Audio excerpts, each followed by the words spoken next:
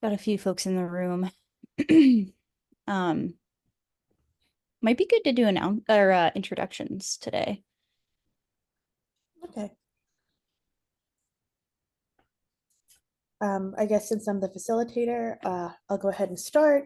My name is Carolyn Burns. I am the Education and Curriculum Manager for the CLEAN Institute, which is a woman-led nonprofit focusing on climate and environmental education and advocacy. I'm up in the Tallahassee office, but I travel throughout the state of Florida for various programs. And as you guys noted, I'm also on the executive board for the League of Environmental Educators of Florida.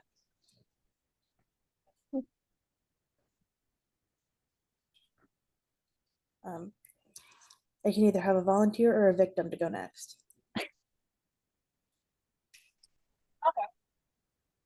All right, volunteer it is. I work with Actions with the Climate Emergency, with our Climate Our Future. We have amazing educator resources. I am located in Tampa, Florida, and I use she, her, hers pronouns.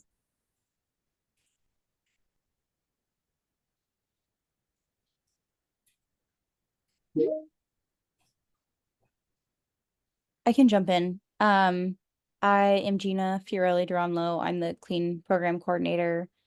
I'm calling in from Vermont, and I just want to, I guess, one thing I'll say is that we had the Excel Summit share out last week. The Accelerating Climate Capacity Engagement and Leadership Summit convened by CLEAN. I'm going to be posting a recording to that today or tomorrow. And it was really awesome. And we had great presenters, like Jim's group was there, which was really fantastic. And be on the lookout. We're going to do a whole new cohort of working groups in July. I'll put a call out for that. So that's my announcement. Anne is next to me, so I'm going to pass it over to her. Hi, I'm Ann Henderson, and I'm the Director of Education here at FAU Pine Jog Environmental Education Center. And I guess one thing that we've got going on is we are about to start with a climate change education week. We've got 22 students, I think, involved, and so yeah, we're super pumped. We have a full week of morning till evening. I think they start at 7 a.m. and then we finish at like 10. So we're gonna work them hard. So yeah, so we're excited about that.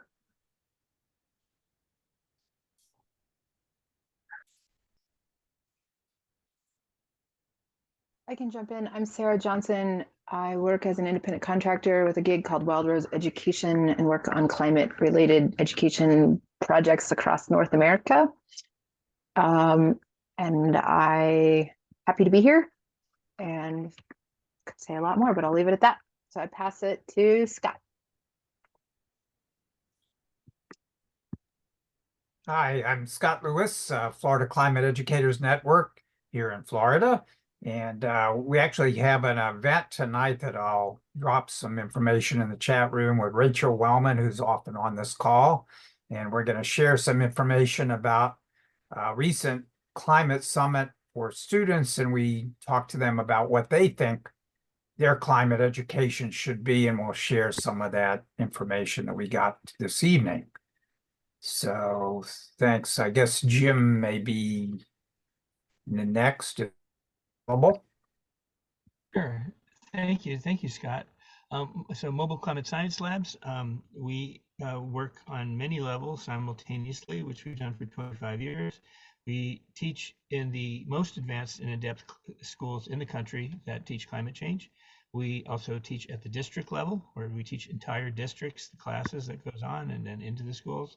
We teach at science festivals, community events, in museums, and our students from on both of the country, I think, are doing some of the most powerful, impressive work on STEM action on climate change. I don't mean to sound like I'm bragging. What we're looking to do is be inspirational to everybody else, to what other can happen, that what educators and students are capable of is far higher than is described that they are doing. So we want to be among those that represent what the teachers and the students are doing.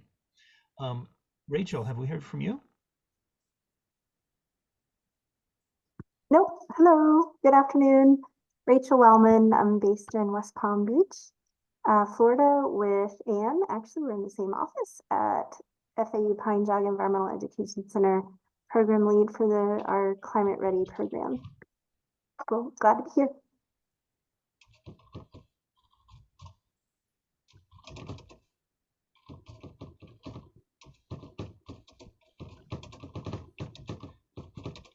Hello, my name is Eileen. I am the STEM program manager for Girl Scouts of Eastern Massachusetts.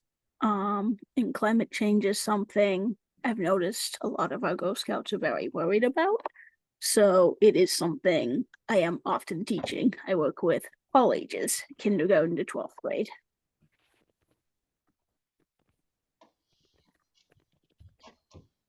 Nice to meet you, Eileen. Thanks for joining us. Absolutely. Looking around, and I think we've got everyone.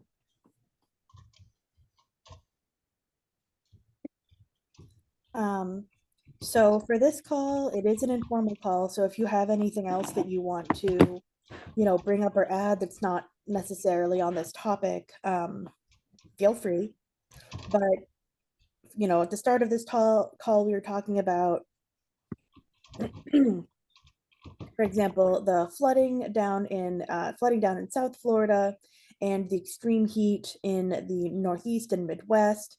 And I was thinking about how, how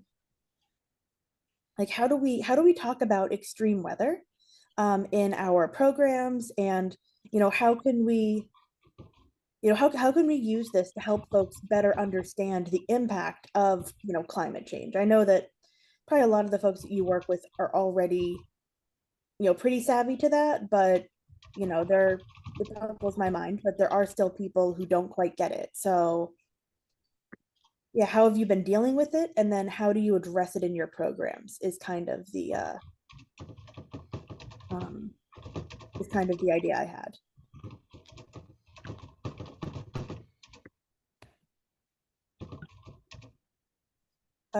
Yeah, Scott, go ahead.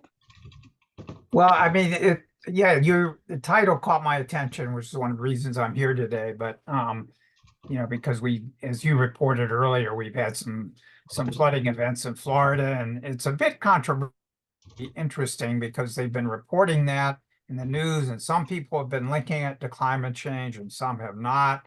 And coincidentally, I heard a really interesting panel a couple of days ago by the Yale Center for Environmental Communication, which I'm sure many of you know about here on this call. But they talked about some folks that dealt with attribution science. Just curious about how many of you, I mean, maybe there's been a presentation here. I'm relatively new to this network. Maybe you guys have had some questions here on that before, but I just curious what people thought about the attribution science, and they seem to be able to talk about specific events like the flooding we have and calculate the probabilities of that happening with and without climate change. So I'm just curious about how well that is accepted by the scientific community in general, or people have any thoughts about that. And I've dropped a message and I think the link in there in the chat room so people can look at the video of that session. But I just wanted to check with the people on this call about they thought about attribution science and some of the ability to focus on those kind of specific events like we just had and relate them to climate change. I will say that among people who are not resistant overall to climate science, that it's pretty well accepted. we always preface our announcements and news stories and such, saying that, of course, we can't definitively say that any one event was caused by climate change, but what we can say, and what is well accepted, is that climate change makes these kind of events more likely, more frequent, more severe. With rain, that for every 1 degree increase in the temperature of the atmosphere, it can hold 4% more water vapor. So if it's 5 degrees above the historical average, then it can hold 20% more water vapor than it would otherwise. And again, it's like, I can't say that like this rainstorm was caused by climate change, but again, we can make those broader those broader links. Or with hurricanes, the science doesn't necessarily support the idea of there being more hurricanes, but of the ones that do hit, that it's more likely for them to be larger and more severe. And so we are going to see not a higher frequency of storms overall, but a higher frequency of severe storms and a longer hurricane season, so more time in which these storms can hit us. So yeah, I know that for Clio, at least, we are very, I don't want to say cautious, but we're very precise when we talk about the impact of climate change on severe weather, that we make it clear that, again, there absolutely are links. And I mean, I've spoken to meteorologists, and for a lot of them are just like, yeah, no, obviously we know it's caused by climate change, but we don't have the data to like definitively say that in our public communications. So we're more cautious than we really believe, they're like, we don't have enough evidence yet to be comfortable making this statement, but we all know that's what it is. And we're just kind of waiting for enough data to roll in to comfortably say that. Is definitely the vibe I've gotten from talking to those folks. Also, I recently posted that Tornado Alley is moving south and east. Tallahassee is not a place that you think of as getting, frequently getting hit by tornadoes, and yet, we've had like 4 destructive tornadoes in the past couple years. So again, decreased frequency in places like Kansas and Nebraska, increased frequency in places like Arkansas and Missouri. Not saying this one tornado was caused by climate change, but the fact that it's hitting here is linked to climate change. And thankfully, most of the people I talk to are capable of thinking with that level of nuance, which I recognize that not everyone is. Sorry, I didn't mean to just take over the whole thing, but yeah, that's been my experience. But I think, Rachel, it looked like you had something you wanted to add. Yes, actually, Carolyn, we missed you last week. It was in part one of our conversations we had about tornado events that sparked last week's conversation with a well-respected meteorologist here in South Florida, and talked about that. So we do have that recorded, right, Gina? Oh, I would highly recommend, Carolyn, that you watch that. He had some really interesting things to say and to show, and it was science-based. And indeed, there was a map in the last, I think it was 50 years. You could actually see how Tornado Alley has indeed shifted from what we normally think of, Oklahoma and the panhandle of Texas. It's actually shifted more eastward to Alabama and Mississippi, and parts of Florida. So what you're saying, there's actually data to support a lot of that right now. And I would highly recommend you watch that. Will do. Thank you. I was busy driving through floodwater at the time of last week's meeting. But thank you for letting me know. And yeah, I just posted the article that I was thinking of in the chat, but I'll definitely take a look at that. Cass? Yeah, thank you, Carolyn. I posted several resources that we have where there are conversations for students to have this conversation that's not necessarily like this is all like the teachers telling them this is caused by climate change. It helps them come to the conclusion independently, and our curriculum is developed by educators and they have standards attached to them. So I'd really implore anybody who wants to have those conversations with their students at varying ages and varying grades to do so. To Carolyn's point, it's hard to say that this is exactly what is happening, but it's easier to help your students do the research on what is happening and what's changed. And that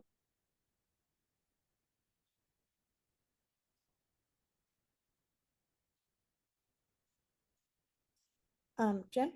Yes, thank you, Carolyn. Caroline, I think I could speak to what it is that the how it's taught and what's it like when it's taught. Specifically, our experience for at least 10 years. Why are we invited to so many events by hosts who are it's a program that's going to be talking about climate change. It's a program that's going to be looking at extreme weather. Okay, so the hosts, they want that. Why do they want us to do that part of the event for them? Okay. An example is, and you might see I have another screen. There's one that's two boxes and a purple, and I'm sorry I don't have a very good picture, but lined up. But that is at Chabot Space and Science Center in Oakland, California, which is also the NASA Ames Research Center Visitor Center. This weekend, NASA is doing a debut of this new center that is going to have a major focus on climate change and wildfires. Okay, so this is a major museum in California that NASA is also, it's one of their centers. They always have Mobile Climate Science Lab be there because of how well the public reacts to what we do. Okay, this particular event is not our favorite type of event in that they charge people $30 to be there. We usually like to be at free events, even with 300,000 people. But when NASA does an event and they want us there, we're there.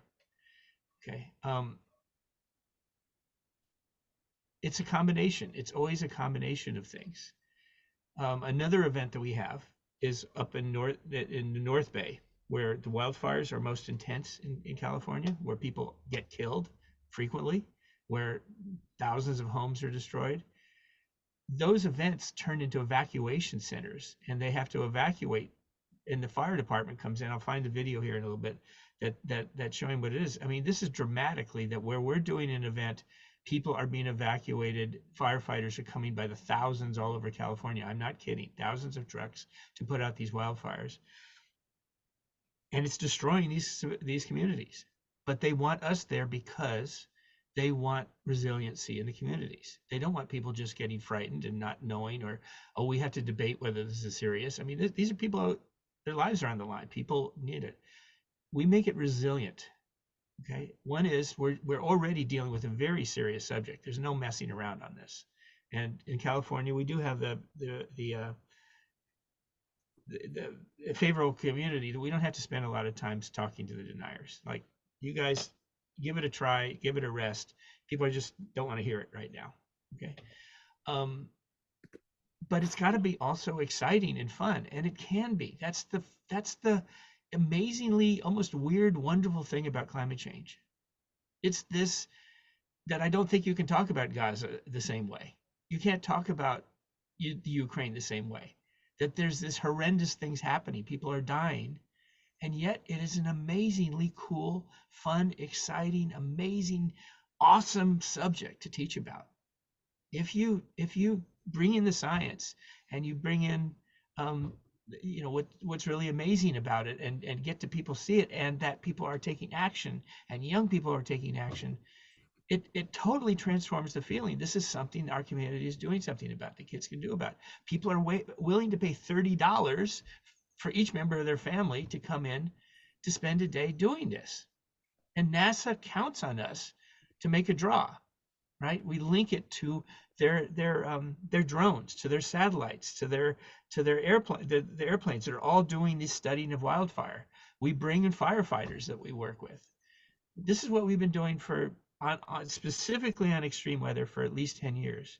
And we can do that. And we just encourage people to see two things. One is we have to link up the seriousness in the science, but we have to link it up with action. We have to link it up with what's really cool and amazing about it. It has to be in person. The other one is I think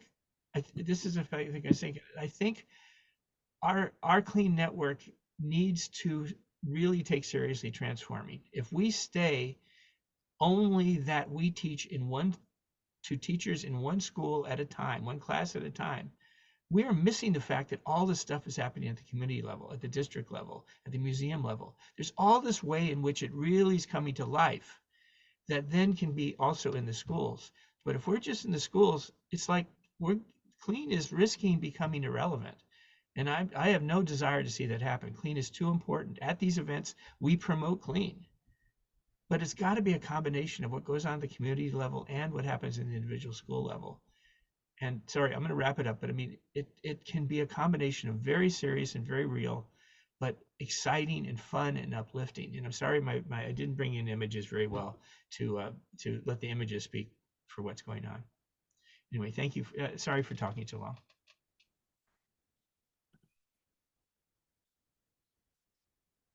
I think you hit on a good point though, Jim, that I mean, a lot of the research suggests that anytime you're talking about climate or natural hazards or, you know, something like extreme weather related to climate change, it always has to be very solutions focused. So keeping it positive is very important.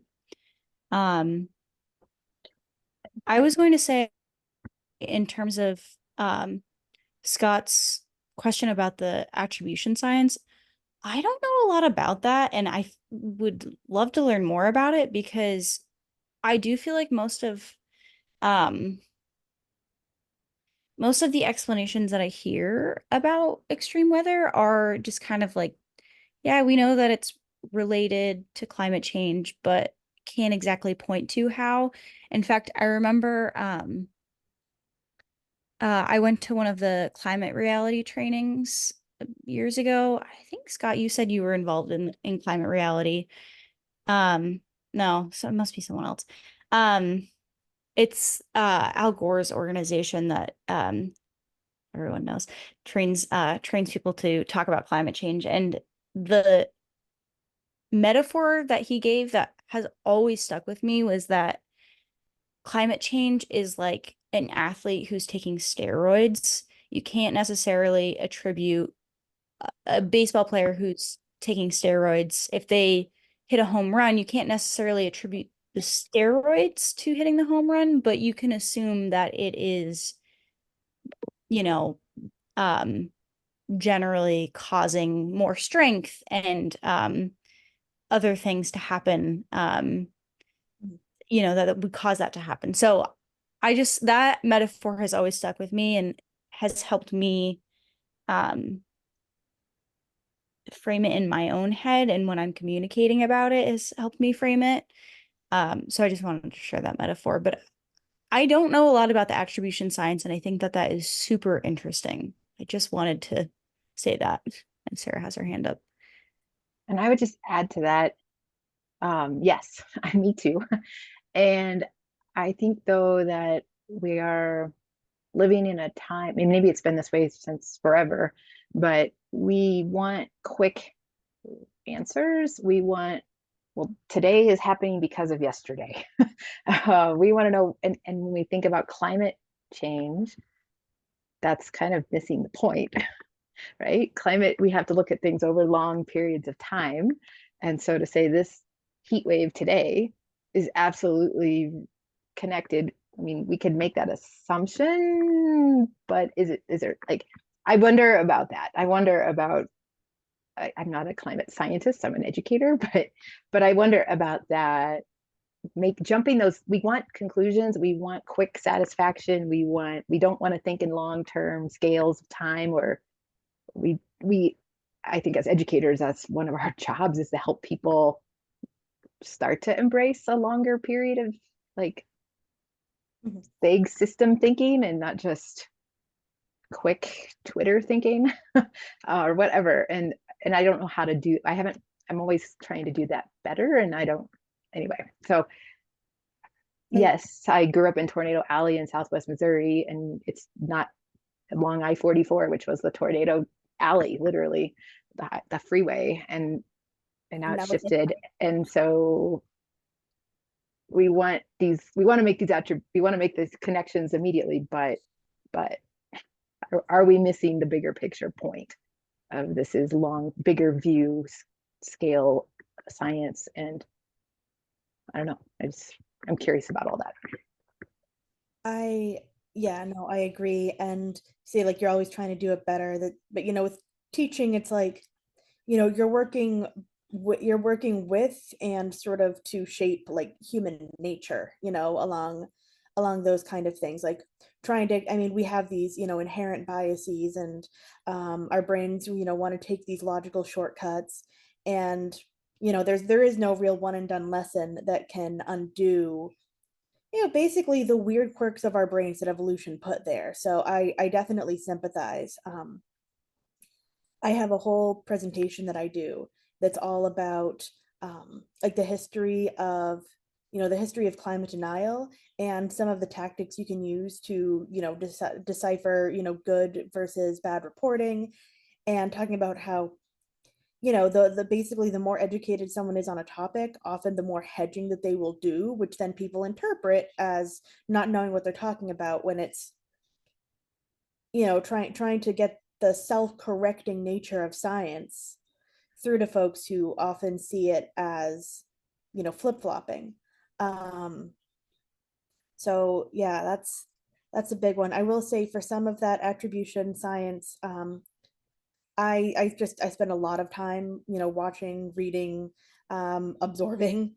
So I don't know of any like one good source, but I will say that Skeptical Science, which is a website run by John Cook out of the University of Queensland in Australia, they have this whole section on like basically every bit of climate misinformation out there, from from why don't, yes, cranky uncle, from why don't like why don't the greenhouse gases escape out the hole in the ozone layer, all the way down to the different kinds of isotopic signals that you're going to see in different layers based on where that carbon came from. So if you want to get more into the weeds on that science, highly recommend Skeptical Science. And I took an edX course on climate change denial from that group. I don't know when the next cohort is, but again, very highly recommend that. That helped me a lot. So a couple folks have popped in while I was rambling. So real quick, I just want to say, Emily and Christy, I'm facilitating today. We're just doing kind of an informal discussion, and based on recent events, for example, in South Florida and up in the Northeast with flooding and heat domes and such, I wanted to talk about how we address extreme weather, and also how we teach about it in our programs as it relates to climate change. So if either of you have something to contribute along that vein, I would love to hear from you on that. Thanks, and sorry that I had to come in late. I was working with somebody on the East Coast, different time zones. I'm in the Alaska time zone on the Trothieta campus of University of Alaska Fairbanks, and your question about how we deal with extreme weather. So in Alaska, the projects that I work on, we start with elder knowledge and indigenous knowledge, which inherently has long-term thinking. That's part of it, because we start with storytelling, with listening to elders and what life was like for them growing up and what they learned from their elders. So right away, the stories go back 100 or more years from just listening. And then we see, and sometimes we focus on what environmental changes have people seen. And then from those environmental changes, then a systems thinking approach of what are common themes based on sharing what we heard from the elders and what we heard from people sharing their own stories of what they've noticed on environmental change. Then we look at themes, and across those themes, then we discuss what are climate changes. So that's where we can add in long-term patterns, what's weather, what's climate, but it's after all of this other engaging has happened, where people are thinking about long-term stories over 100 years or more, how people have adapted in the past. And with Alaska, things are, I mean, there's a huge fire outside my window that I can look at right now. It's happening fast. And I saw a couple hands go up, and I saw some people bobbing their heads too. So I will, thanks for facilitating, Caroline, and I'll let you call on whoever's next. Yeah, no problem. I just wanted to check in and make sure. Emily, do you have anything that you would want to add before we get responses to Christy?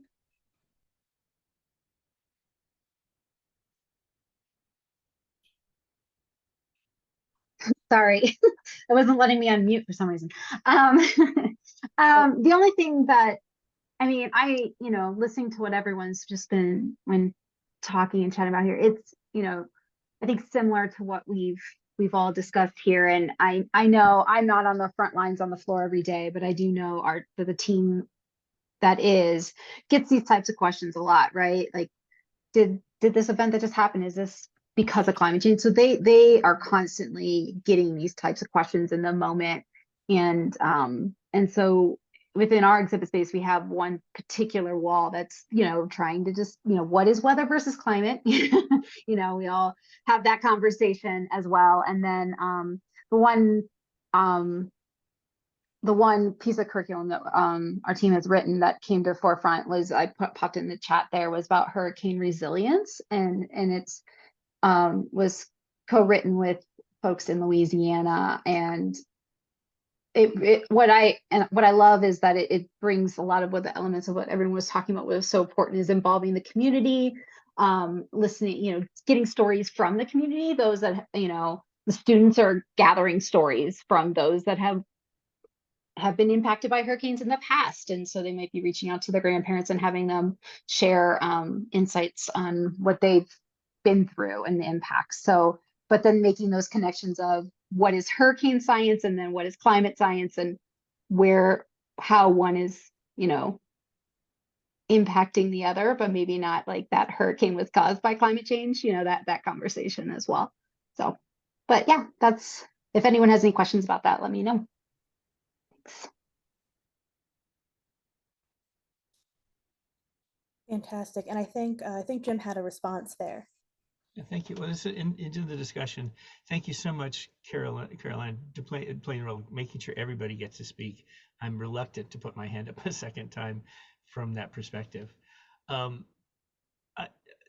of the things, if I go back to one of the first times I was at a conference with Frank Neopold, and this is a little bit where Noah tends to come from, he asked people, I think it was the ASTC, the Science Center Museums, and he asked the assembled people to line up in the room with, on one side, the people who are certain that they have seen evidence of global warming, that they know there's global warming, they've seen it. And on the other side, the people who just don't see any evidence, and then people in the middle, and people were in the middle over the other side. And here I was way over it. I am certain. I know there's global warming. I can see it. We have the science. And it was kind of like, wait, are you just being political? Are you just being, you're not being scientific. This is just what you want to happen. No. I know it just the same way Carl Sagan knows it. I know it the same way Jim Hansen knows it. I know it the way that the top climate scientists in the world know it, because I've studied it and looked at, but I've gone a step beyond them. We have taken the science and made it hands-on so that anybody who wants to can experience that it happens themselves. They can hold it in their hand and see how the greenhouse effect works.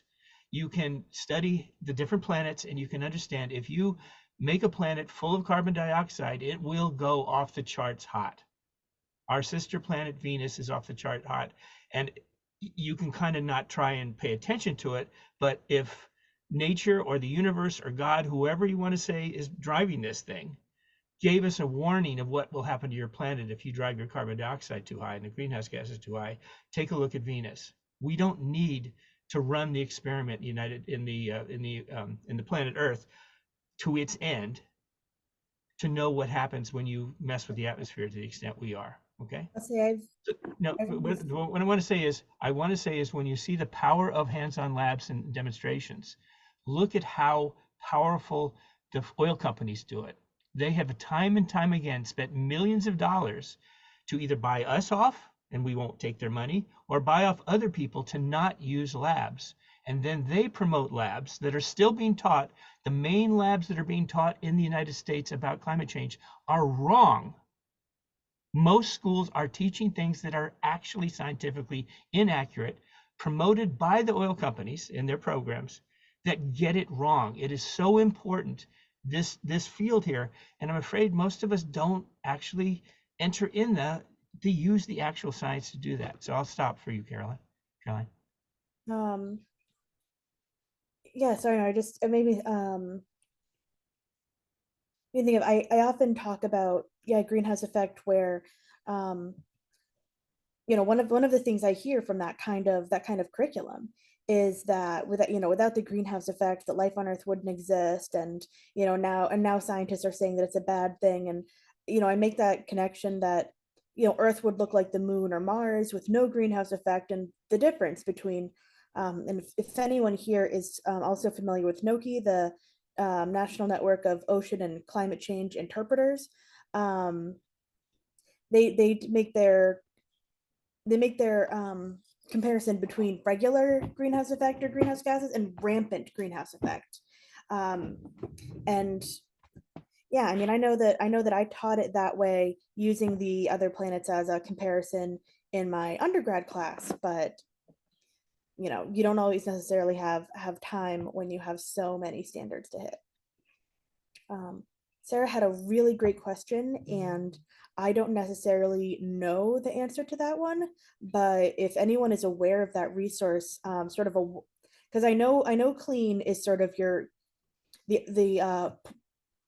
is sort of the opposite of that, where CLEAN is a list of good, reliable resources. But does anyone know if there's one that is highlighting this, this curriculum, other than the fact that, like, I mean, I go to the Florida Association of Science Teachers, conference every year, and without exception, one of their main sponsors is FPL, Florida Power and Light.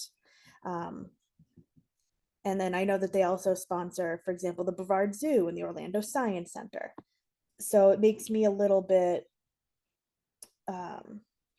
cautious about it's not that they're not teaching it well, it's just that I have to stop and think about it before I would necessarily trust what they're putting out there. So yeah, I don't know if anybody is aware of such a resource, but that's definitely a cool thing to have.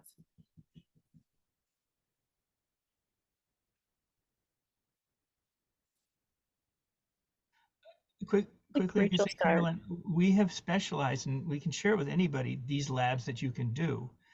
And we can contrast to when we have done them in the science museums, when Chevron will come and offer us hundreds of thousands of dollars to change it from, look what can happen to our planet, look at habit. Let's talk about Venus, but we'll change the exhibit. We will fund you for $1 million, this place, right? $1 million, if you change it to the theme of it will be warming the planets, where it will be this nice fuzzy, see, the greenhouse effect is a good thing. It makes our planet nice and warm. It makes the planets nice and warm. In other words, you put a big spin on it. They felt that was so important that they were willing to spend a lot of money to buy it off. And they've done that time and time again. We keep doing it. We've never taken their money. And so I've never signed an NDA agreement. So I can be here today telling you at least the beginning of how it is what the oil companies are doing. They can't, I have no legal obligation to not tell how they've negotiated with other educators. I will tell you, if you want, in detail, the way they do things. Yeah, I think in my experience, it's not that they, it's not that they're necessarily, I mean, maybe you've seen something different. I haven't seen them outright, pushing something that we can say is categorically wrong. It's that they want to focus on certain information over other information, or shift the focus, or just not cover certain topics. That's been a lot more my experience, rather than, like I said, rather than having it be outright, incorrect facts. I know that there was a big controversy recently where I think it was BP that at a London Science Center that's basically sponsored their climate change exhibit, and activists were very upset about that. And yes, oh my gosh, so true. Yeah, what states do that in the actual science standards is talk about some facts, but not necessarily others, or talk about climate change, but make absolutely no mention of, make no mention of the causes, which, it kind of leans along what Florida does, where they do kind of talk a little bit about climate change and the standards. But then they also have, like the natural resources unit, and they don't make any kind of connection often, between the use of certain kinds of resources and climate change. Rachel's hand's been up, I think. Yeah. I'm so sorry. I didn't see it against the background there. But I would love to hear about, yeah, what you were going to say, and also your experience with the Florida standards down there. I guess a lot of thoughts actually have come to mind throughout the different conversations that have happened in the last few minutes. So I'll try to pick out the things that stick out most.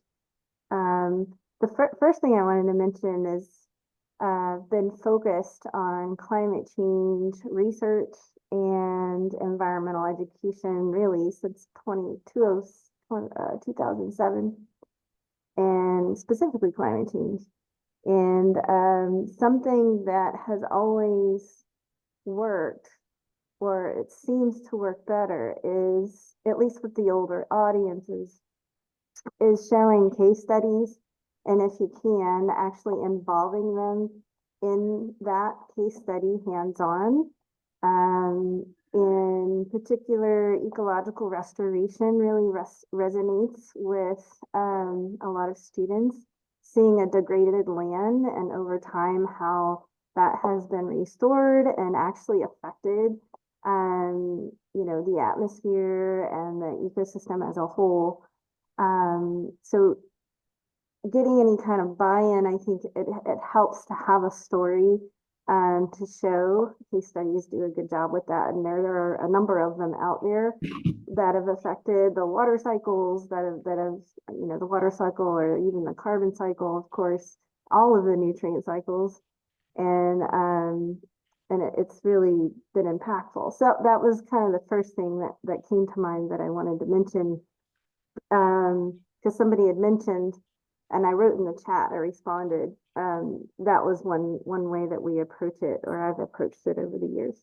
Also over the years, I've developed a version of a Climate 101, and I always have a climate versus weather kind of talk in some way, shape, or form. And here at Pine Jog, we have like a card sort game style climate versus weather, and understanding the differences between the two. And understanding how climate is long term and how trends over time. And so, and as an ecologist, we learned, actually, when I was studying, it was at least a 30-year mean or more. Sometimes some people will say 10-year mean, because things are changing so rapidly. But even Robert last week was saying something about that as they look at 30 to 50 to even 100-year means. Well, that's changing in climate. That's how we've defined it in the realm of climatology, I guess. I'm not a climatologist, and just thinking of climate science. So looking at trends, I think helps. I think having hands-on, absolutely. I highly recommend Jim's science that he's sharing with his students with the camera, the use of cameras and lighting. I think it's fabulous. You know, we have our students out in the field and working with mangroves and just showing how changing, like one person can certainly change an ecosystem. Imagine if we can all change, you know, our behaviors and thus change the planet in terms for the better. So anyway, of all of the thoughts that were going through my mind in these conversations, I guess that's what came out. Awesome. Thank you so much. And just trying to make sure I'm analyzing better to make sure I'm not missing hands. So yeah, we've done a lot with storytelling, and I definitely admire that because, you know, I'm someone who, like, I have a STEM brain, so I find, like, I honestly find a graph, you know, a composite data more compelling than an individual anecdote. But I recognize that that's not the case for most people. So recently, one of our Clean Network members, Mike Hoffman, who works up at Cornell on climate and food, and he authored one of the chapters in this book that's all about climate storytelling. And so I did post a link in the chat there, and you can download it as a PDF or an EPUB, and it's like I said, it's open access, so anyone can download the entirety of the book at no cost. I haven't really gotten a chance to dive into it yet, but I'm really excited to do so.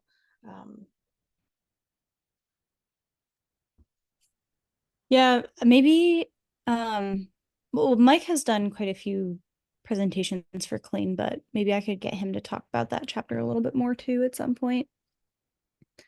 And can I just add a quick? Yeah. I think when thinking about case studies and storytelling, I think it's really important to include global perspectives. I think we have a tendency in the US to be so US centric that we're kind of missing the bigger point. Especially if we're concerned about teaching about justice and equity and carbon colonialism and, you know, these bigger things that are pretty real. And so I recently, well, I think that's a lens from which we should consider our work. And I recently learned about the Planet Stories Project and put a link in there. Apparently they just posted my climate story as well, but it's not as easily findable yet. But anyway, but it needs to be global. If we're just focusing on the US, which we do always, we have to go bigger. It's cool. Yes. It was really refreshing being on a ship with 20 young people from 13 countries of the month of March, a sailboat from Japan to Palau. You know, there was no question about climate change. So that conversation didn't need to happen at all. It's a US thing to be questioning it. Everybody else Yeah. doesn't even have the privilege of questioning it. It's Right. just trying to survive. And so because of that, though, we were able to be like much more focused on solutions and creative ideas. There was more positive energy.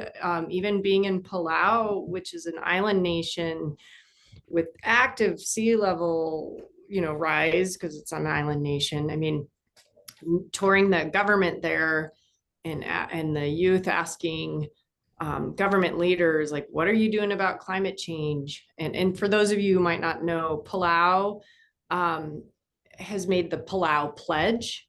So in your passport, when you visit the country of Palau, you agree that you are going to respect their indigenous knowledge and stories and their environment, and you're not going to pollute, and like you read it and you sign it in your passport. So I got to meet the woman and the team who started the Palau Pledge.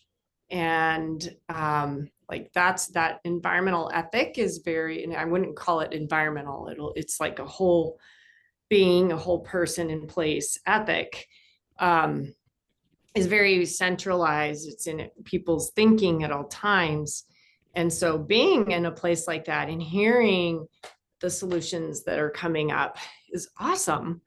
I got to tour a sailboat that runs off, it's a hybrid. It runs off of either coconut oil or diesel. And coconut oil is cheaper than diesel. And it also has solar power panels, you know, and of course, sailing is powered by wind and sun, you know, wind. But so like, because there's not this defensiveness about whether it's happening or not, people are so much more creative in that small, you know, anecdotal, you know, my story of being in those places, everybody that I talked to was very creative about finding solutions. So all of you, I know you work with helping people be creative and having voice. So keep that, yet try not, like my advice to myself is like, oh, I don't need to be defensive. Because as soon as I'm getting defensive about climate change and like trying to say it's happening, you know, look out the window, that shuts down people's creativity somehow. So it was, but the other thing that was different about these youth from 13 countries is they had, many of them had not done things hands-on before. So they really liked this journey because we were sampling data every day and we were doing things that they're used to learning by textbooks. So, you know, we are getting some things right, I think, in our country by doing hands-on. And I know, Jim, you're really passionate about hands-on learning.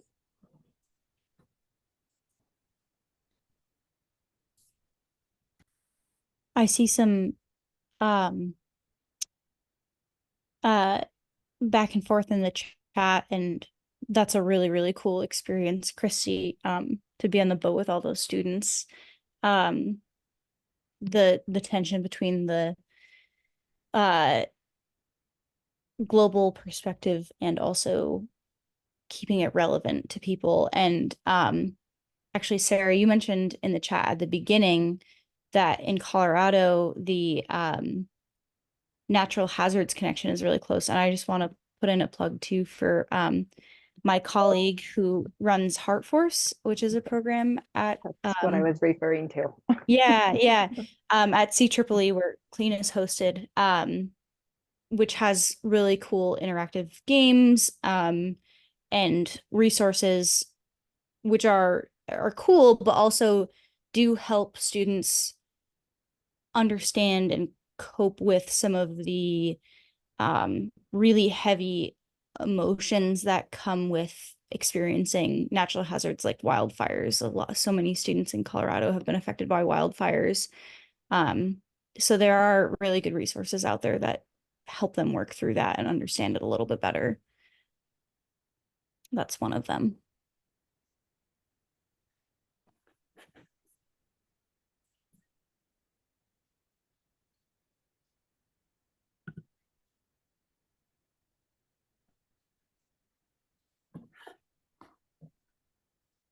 All right, we've got about 2 minutes. Yeah, 2 minutes until the end. I don't know if anyone else wants to add anything. I do want to say thank you all so much for, you know, sharing your perspectives. You know, I think we've, you know, it's kind of like there is no one single program or one single approach that is going to work for, you know, all people in all situations. So I just want to say thank you to everyone here because, you know, whether you're working in schools or informal or community based or, you know, in the tundra or the rainforest, you know, just thank you for all of you are really important to this. So yeah, just thank you for doing what you do and for consistently showing up.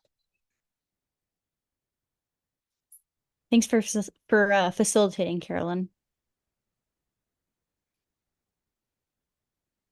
Thanks, everyone. All right, we can close it out. Have a good rest of your day, folks. Thanks for being here. Thank you. Thanks.